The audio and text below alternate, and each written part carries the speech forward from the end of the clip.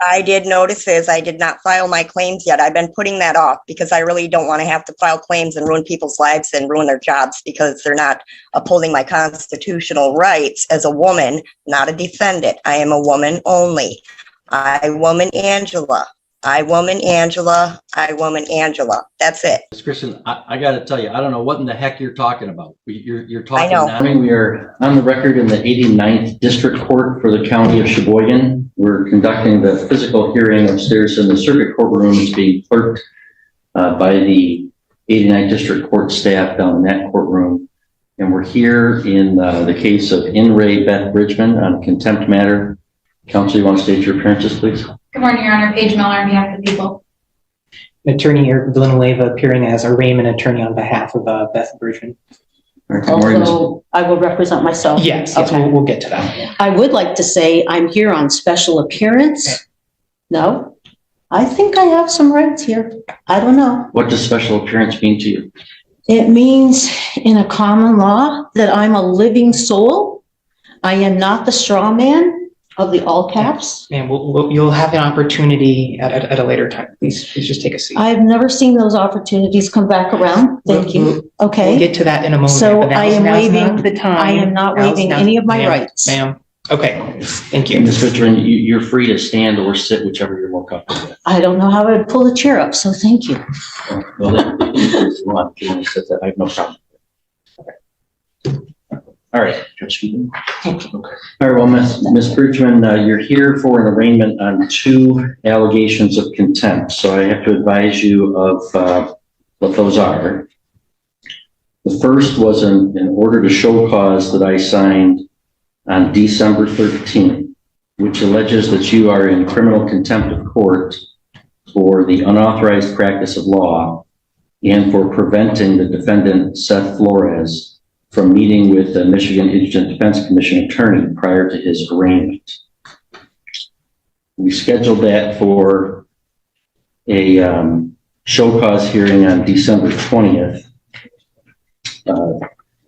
You did apparently appear in the courthouse that day and turned in a copy of the show cause cut into strips with the red lettering on it. Says your offer to contract is not accepted, and then you did not appear at that show cause hearing.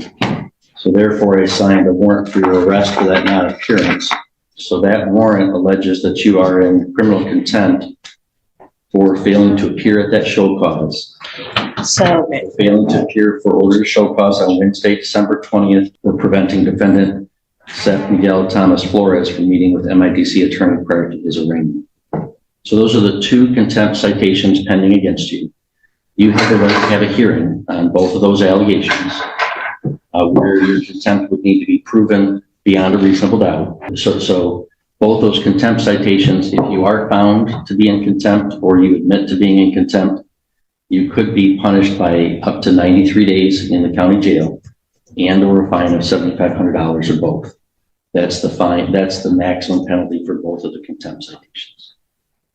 Ms. Bridgman, do you comprehend the rights that you have that I outlined for you and the maximum penalties I outlined for you? I think that I would like to wait. I have a call into the state trooper that your office or the prosecutor's office called to investigate something with me. And I was on the phone with her and told her I had received the show cause, and she said, he can't serve a show cause. I shot over a copy of it. He can't serve a show cause because you're not under bond. This is from the state attorney general's office. I was still on the phone with her. I had filed the paperwork at 9 o'clock. She called me at approximately 10 o'clock. I was still on the phone with her till after 11 o'clock. And she told me that you could not issue a show cause because I was not under bond. Now I understand you have just precluded all of my common law rights by forcing me in the back door into your jurisdiction on this side of the court. And I know that this is not what was on the original document in its entirety. So you have amped up the charges based on the fact that I failed to appear, but I believed she was going to let you know. She was collecting information from me for you. Ma'am, Okay, now, did you just understand what the judge asked you regarding those two charges? Did you just understand that I think there's a bigger overriding issue? Thank you. Hang on. Thank I'm you. not going to have this. I'm going to fire him, actually, so thank you very much, because I will represent myself. Okay. So you're telling me things in defense of the contempt citations, and you'll definitely have an opportunity to present any. No, because you already, Hang on, Mr. Villanueva, please stop. I don't want to have this be an argument between Thank you you. and Ms. Bridges. I guess I just like to, state that well, I think we need to back it up. she's pleading not guilty to both of those, and that she would like to request a hearing, that she would like to represent herself at that future Okay. hearing. All right. No, Your but Honor, I all just of my want to- rights were strongly impinged upon for, even when I never failed to appear. Okay. We're going to have a hearing where you. She was working, Okay, you're going to get your Mr. hearing. Villanueva, No, I'm this directing you to is- stop thank you. arguing with Ms. Bridges. Okay, I mean, it's a pretty serious thing to have to spend the night in jail, to be brought in handcuffs and everything else. When I was not being belligerent in that regard, she told me that it was not an authorized show cause. All right. If she told you that, she didn't have the authority to do so. But anyway, that's for the later hearing. So Well, she was today's purpose is investigating. Okay. Today's purpose is to advise you of the two contempt citations. So do you comprehend the maximum penalty that those could carry and the rights that you have that I outlined for you? Now, can I ask, what statutes or what law or what are you saying here are the charges? Because this does not match. Sorry, I have a cotton mouth so bad. This does not match what the previous document was that you sent to me. And I have a picture of it on my phone, but my phone's not with me. Okay? It does not say. I've told you the charges. I don't have to answer further questions about that from you. Do you understand the rights that I listed for you and the penalties? Why have they changed, I'm Judge not Buffy? answering that question. Can the prosecutor? No. Why? I need an answer to my question. Do you understand that? So you said you want to represent yourself, right? You wish to represent yourself and not have an attorney represent you? Yes, I Okay. do. If you want to do that, I must establish that you know what the penalties are and what your rights are. And I have to establish that you're not going to be disruptive to the court. If you refuse, So are those? then I'm going to appoint I'm not an attorney for refusing. you. Okay, then I would appoint an attorney for you and you'd not be able to represent yourself. I know, I listened to that with Trevor's case. All right, so I'm asking you, and you saw what How happened, can I Ms. Bridgman. So I first have to make sure you know what the maximum penalties are and what your rights are. Do you not? Those maximal penalties are based on the charges, and I'm wondering how you arrived at a change in the charges. I'm not answering that question. You know that you could face up to 93 days in jail and over $7,500 fine. You understand that? Up to that. Okay, but I don't even understand what the charges are. Okay. And do you have any questions for me about any of the rights that I listed that you have to have an attorney and have a hearing and present evidence? Do you have any question about any of those rights? I have a whole question about the whole context of everything today, Judge Gaffier. It's really quite simple. When you have an order to show up for court and you turn in a cut up piece of paper of it to say you're refusing to attend, that this is what happens next. That's pretty simple. Oh, did that offend you? No, it did not offend me. It was a contempt of court. It's a It's common not law about thing. anybody's personal feelings. It's about the authority of the court to compel appearances, and you did not appear. So I do believe, based upon your answers, that you do understand the maximum penalties that you face and the rights that you have. All right, so we'll enter a not guilty plea on your behalf to both contempt citations. We'll schedule this for a hearing where the prosecutor will present evidence, and you can present evidence in your defense. If you want to have an officer come testify on your behalf, you can certainly do so. I would like to request a trial by jury. There is no right to trial by jury in a contempt matter. So Oh. that request would be denied. Okay, so then there's no chance to understand what you're charging me with prior to this hearing. I've told you what you charged. I can read it again if you want. I don't see where there's a code or a statute or any law that I have actually violated here. Well, that's not required to be on a contempt citation. I've told you what the allegations are. If you want me to read them to you again, I will. Okay, and the contempt charges that you're saying have changed from the first time. No, there are two. One is the contempt for unauthorized practice of law and preventing Mr. Flores from meeting with his MIDC attorney prior to his arraignment. The second one is for failing to appear for the show cause hearing on that contempt. So I only show one now. What is the one you have? And this is preventing. And how did you arrive at this at a later date than to issue a bench warrant? Mr. Villanueva? There's two items check marked here. This is after the fact. So then you added a different charge than the previous one about the same date. Ma'am, he read two charges. There's two charges marked here. Excuse me. I probably have more degrees than you do, okay? All right. Now, I'm going to find that please, Judge Gothier. sure, go ahead. Thank you. Okay. So the first one was that I was practicing law. That was the first one. That's the show cause that you say I failed to appear for. No, it was contempt for unauthorized practice of law and preventing defendant Flores from meeting with MIDC attorney prior to his arraignment. That was on the original. No, I have a picture of the original one. This is why I'm not sure. Do you have a copy of that show cause in front of you right now or no? This one. Would you generally like to see what she has here? I just, so Okay, you don't. so how do I defend? Hang on. If you do not have in front of you right now a copy of the first show cause, I'm happy to provide a copy to you. So how did you arrive at a second show cause? Because you didn't show up. The second show cause is for failing to show. But I wasn't on bond. So both show causes are not in effect because I'm not on bond. Your Honor, what is the date of the first show cause? December 20th. No, the December. Sorry, that was before the December 20th. Sorry.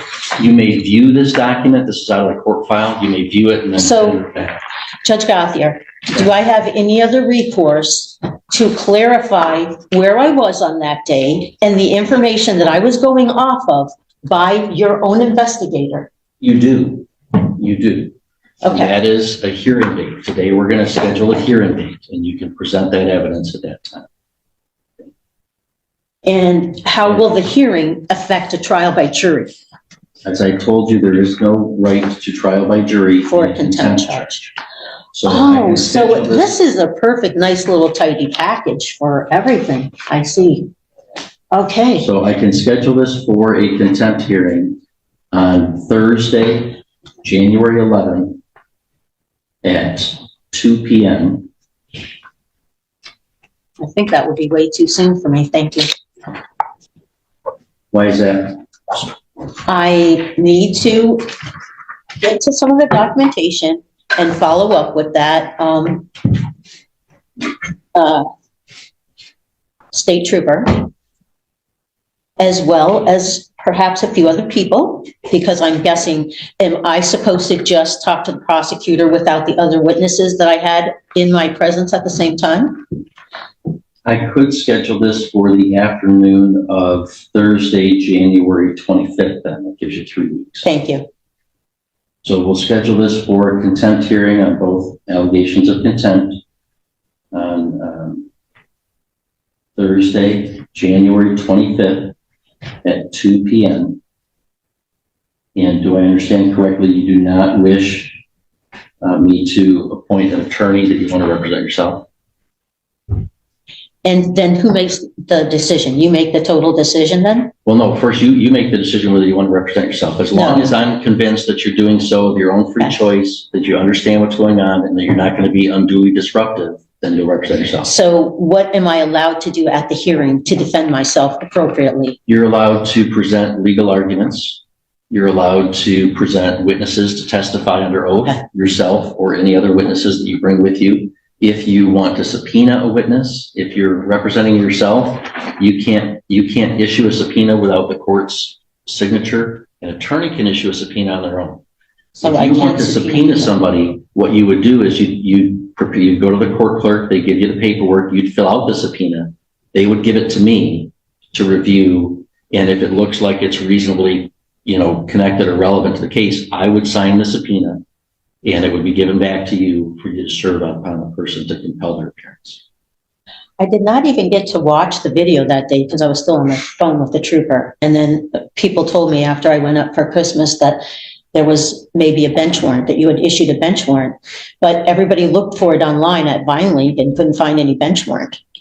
So I was not trying to. I thought that trooper had told you what she told me, that I wasn't on bond, so I couldn't have a show cause. Okay, well, that's all going to be sorted out at the hearing. Okay, we don't have to sort all that out. Well, today. that's a lot of overnight in being arrested downtown and everything for a misunderstanding that I would like to, Mr. Richmond, okay, I get it, Judge Gothier, I know what happened. You're not fooling me. I've got the show cause that you apparently cut up into little strips and wrote. Yeah, but I brought it at 9 o'clock because do you know that that's actually a common law practice? And there are courts that recognize common law because sovereign people and people who take an oath of office can follow common law. All right, so the Not the contempt hearing codes on and both statutes. matters is scheduled for Thursday, January 25th at 2 p.m. I find that Ms. Bridgman is unequivocally exercising her right to represent herself, that she understands the nature of the charges against her, the maximum penalty, and the rights that she has. I find that although she certainly disagrees with the court procedures and processes, which is her right, that she's not being unduly disruptive to the court's business. So the court's going to recognize Ms. Bridgman's right to represent herself at that hearing. Can I ask one question? What are the parameters that you're going to decide is practicing law versus helping somebody maintain their unalienable rights? How would I delineate that in defense of myself? Well, that's a question of that's a question of law that you can research before that day. And I said I'll entertain legal arguments. The prosecutor will have to prove beyond a reasonable doubt at that hearing that you did in fact practice law on that day. That's where then there's a risk to representing yourself because an attorney, has access to and better training and researching the case law, interpreting what that is. The Michigan Supreme Court has issued some opinions about what that is. If you're representing yourself, you're going to have to find those on your own and make the argument as you see fit. If you want to hire an attorney or if you want an appointed attorney, they would be able to fashion those arguments on your behalf.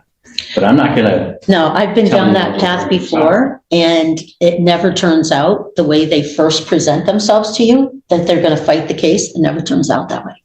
So I'm fully cognizant and aware of that, but I wanted to see what your standard was going to be. Okay. We'll arraign you on the charges. I'm going to recognize that you are exercising your right to represent yourself and discharge Mr. Villanueva from any further responsibility in the matter. The only other question I have to decide is whether you should be released on your own recognizance or whether you should be required to post a bond before the next hearing.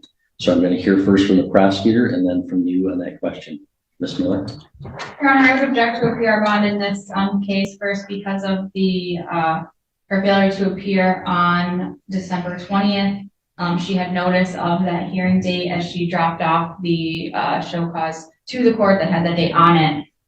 Further, an underlying case that this was initially filed, she encouraged someone to not appear for their court date or to leave the court before they were arraigned.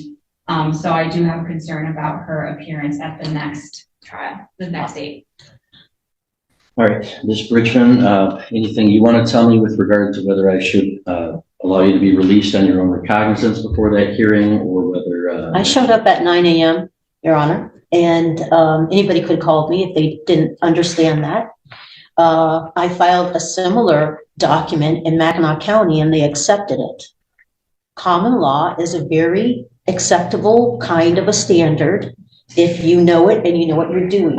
So maybe there'll be a chance that I can present some of these other avenues, because how does my country tell me to take an oath of office to defend the Constitution, but then I'm held to only codes and statutes of the Michigan legislative body, governor, and perhaps Supreme Court? That's the arcing question here, I think. And I think a lot of people Well, I can struggle with recommend the that. Schoolhouse Rock video to you about how a bill becomes law and the laws. Oh, I know how it happens. Your Honor. I also know we don't have a lot of Your Honor. judicial review.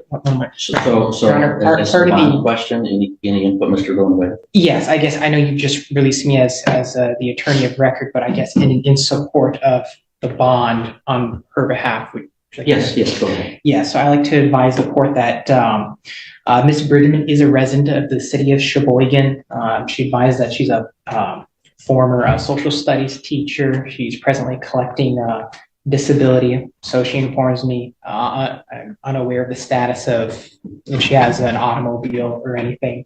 I'm not aware of any known criminal history for Ms. Bridgman, and she reports that she has no drug or alcohol issues. Granted, there's this allegation of not appearing at a previous hearing, and she was picked up, I believe, within the Sheboygan County for that. And so I advise that Your Honor. Oh, and one last thing, she's a politically active member in the community. She has audited an election previously, so I believe she's more or less, I guess, committed to this area, this local municipality.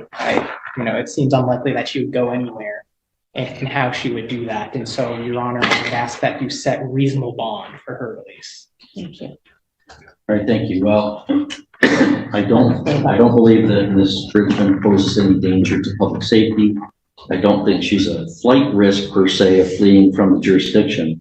However, I do believe that she's a heightened risk of just flat out refusing to appear, as evidenced by the fact that she cut up the previous show cause into little strips and wrote that she wasn't accepting an offer. Well, they It wasn't didn't, an offer, it was an order sorry, to appear. They didn't And you can't actually have hand it to people me. Just refuse to appear on orders to appear by saying, sorry, I don't want to.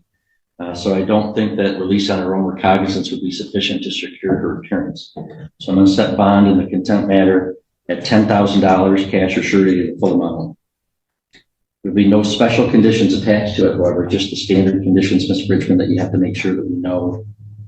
If you change we have to know your address, contact information. You can't violate any laws in the state of Michigan or any political subdivision thereof, and you must appear for all court appearances.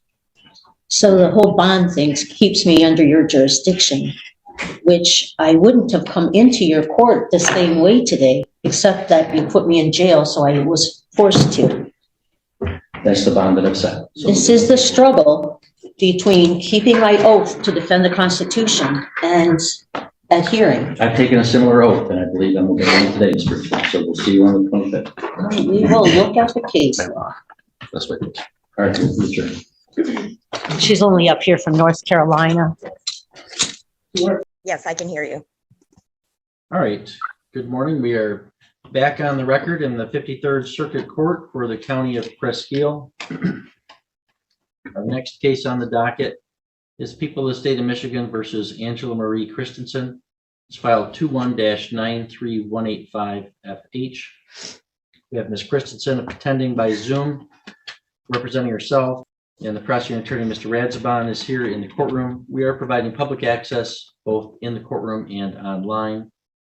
And Ms. Christensen, although you're appearing from your home, for convenience sake, it might not feel like a court hearing, but it is a court hearing. So I'm going to ask you to please remove your hat. Oh, sorry. No worries. Okay, thank you. All right, so as we begin the hearing, just like last time, I'm required each time to remind you that you do have the right to the assistance of a lawyer if you wish. And that includes the right to a lawyer at public expense if you were indigent, and that you've previously waived that right and wish to represent yourself. And so I guess I want to ask you again, do you reaffirm that you'd like to represent yourself in this matter, or would you like to have a lawyer? No, I would like to self-govern, and I stand on my paperwork.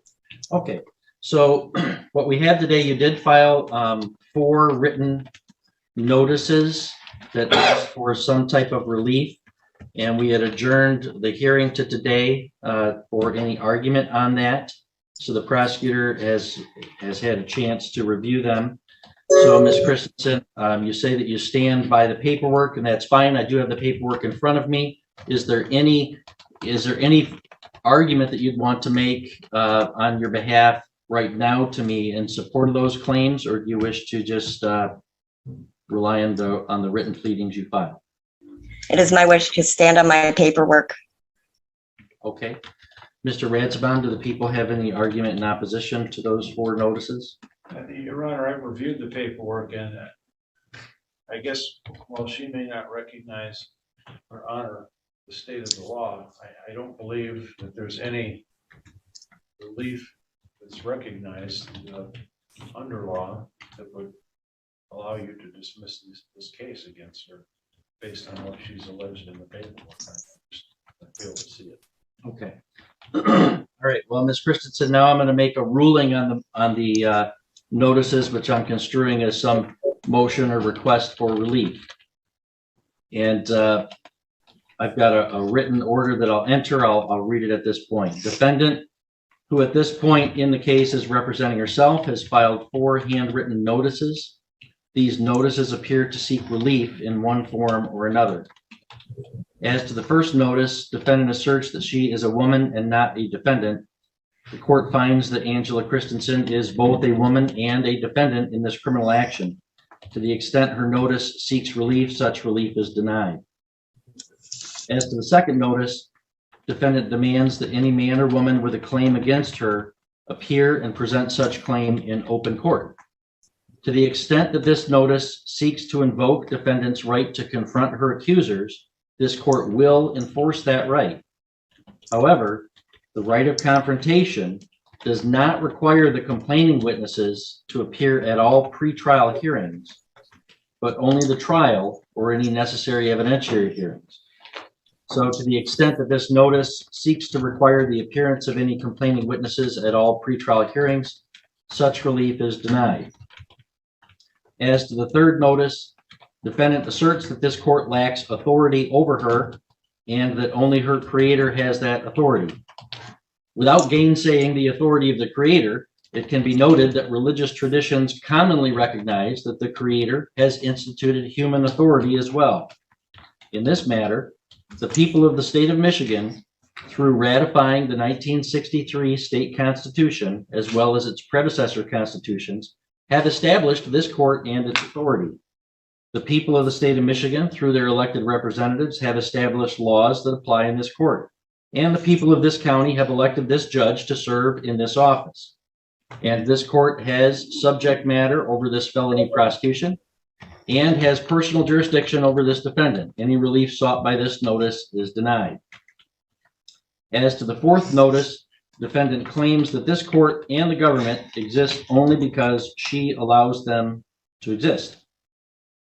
To the extent that this assertion reiterates the proposition that our constitutional republic is founded on the consent of the governed, such proposition is axiomatic as a general matter. However, this proposition does not require that the government must obtain consent or permission from each individual person before exerting governmental authority over that person. Such an idea is nonsense and would result not in a constitutional republic, but in anarchy. This defendant's views would render all the criminal laws null and void, which is legally and practically absurd. Therefore, any relief sought by this notice is also denied. All right, so Ms. Christensen, all of the claims and papers that you have filed, I have found to be lacking in legal and factual merit, and I have denied any such relief. And I'm entering a That's fine. Can you please stop referring to me as a defendant? And I guess the next step will be, I guess I got to do the actual filing of the claims if you're going to deny all of those. No, I don't know what claims you're talking about. You filed some claims or notices or requests. No, I did not even file my claims yet. I did notices. I did not file my claims yet. I've been putting that off because I really don't want to have to file claims and ruin people's lives and ruin their jobs because they're not upholding my constitutional rights as a woman, not a defendant. I am a woman only. I, woman Angela. I, woman Angela. I, woman Angela. That's it. Not defendant. I'm not a defendant. Well, you are. And Okay, what I'm in gonna your do- opinion and legalese, yes, but I am a woman. So do we need to do trial by jury when we can do my claims and file my court with your court at the same time? Because that's Oh, going to be my next step, to file claims against everybody involved in this case. Because there is no verified claim, and complaints and claims are two different things. I don't want to file claims. I'm trying very hard, and I've been trying hard to not do that. But I guess if we got to keep going, that's my next step. And I will file proper claims with the proper people and the insurancing for the bonding. So I don't know what you want to do at this point, and I really don't want to have to do that. Ms. Kristen, I got to tell you, I don't know what in the heck you're talking about. You're talking know. nonsense. So here's the thing. I am not going to relinquish my authority in this case. I'm not. All right. The prosecutor's office can dismiss the case. They're choosing not to. So that means we do have to go forward to a jury trial unless you want to plead guilty. All right. But what I'm not also gonna going do to do is your ramblings here today and at previous hearings, and after I reviewed your written notices, it's clear to me that you have no concept of the legal and factual issues at stake. And I would never know anything and- about legalese Hold on. because I never went to Hold on. school to do the legalese, so I don't understand that part. All right, you're illustrating my next point, and you have no respect for the authority of the court. You continue to interrupt me and such, and file these nonsense claims. So I am hereby withdrawing my consent for you to represent yourself. I'm referring this matter to the Office of Assigned Counsel for appointment. So any papers you file in this case, I will reject because they have to be filed. Well, I through don't your- accept that offer, and I do not require you to give me any court-appointed attorney, and I will self-govern because that is my right. Ms. I don't want an Christensen, attorney. I don't do legalese. I'm sorry. I'm not trying to be rude or disrespectful. I'm trying to be very decent. Well, I stand on my paperwork and I'll do the rest of my paperwork. I will keep doing it, and now I'm going to file my claims, so that's fine. But no, I don't need no legal counsel. I refuse that offer. I do not accept that offer. I'm sorry. With all due respect to you, I don't accept that. Well, Ms. Christensen, it wasn't an offer.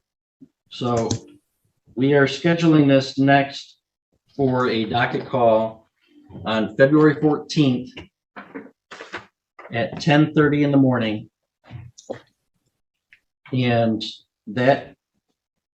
I'll refer it to the Office of Assigned Counsel for you to have an attorney at that hearing. You are no longer allowed to represent yourself in this matter, and you will be in person in my courtroom at that date and time. I'm sorry, but I cannot be there. I can do it via Well- Zoom, and I don't accept that offer either unless you want to compensate me for my gas and my time, because I can't do that. I can't even afford to. Sorry.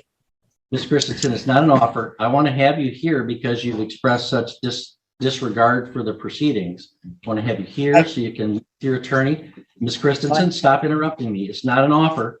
You will be here, or I will issue a warrant for your arrest if you refuse to attend in person. All right, we'll see you February 14th, or I'll issue a warrant for your arrest.